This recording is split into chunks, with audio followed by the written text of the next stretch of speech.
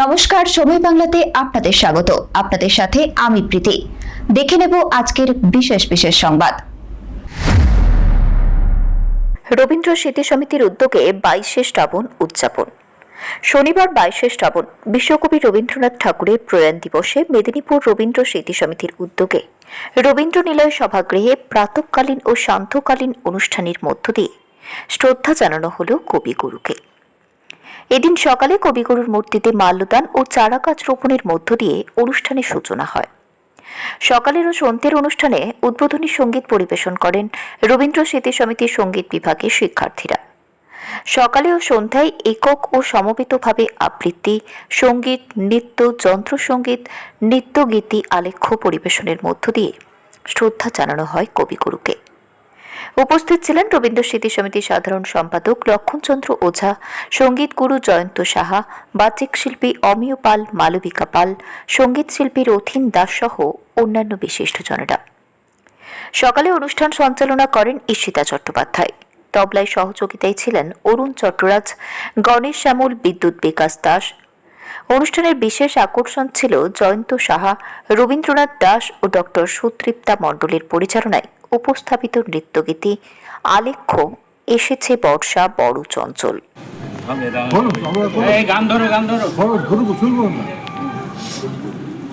মরু বিজয়ের কেতন ওড়াও গে শূন্যে, ওড়াও ওড়াও গে প্রবল প্রাণ ভুলিরে ধন্য করো, ধন্য করো করুণার পুণ্যে ধন্য করো, করো হে কোমল প্রাণ। মরু বিজয়ের বন্ধু ছায়া আসুন পাটি এসো এসো শ্যামল সুন্দর মর্মর তব রবে মাধুরী ভরিবে ফুলে ফলে পল্লবে ফুলে ফলে হে মোহন প্রাণ ধুলিরে ধন্য করো, ধন্য করো করুণার পুণ্যে ধন্য করো, করো হে কোমল প্রাণ। মরু বিজয়ের কেতন উড়াও রে শূন্যে, উড়াও উড়াও রে প্রবল প্রাণ। বন্ধু ছায়া আসুন পাটি এসো এসো শ্যামল সুন্দর।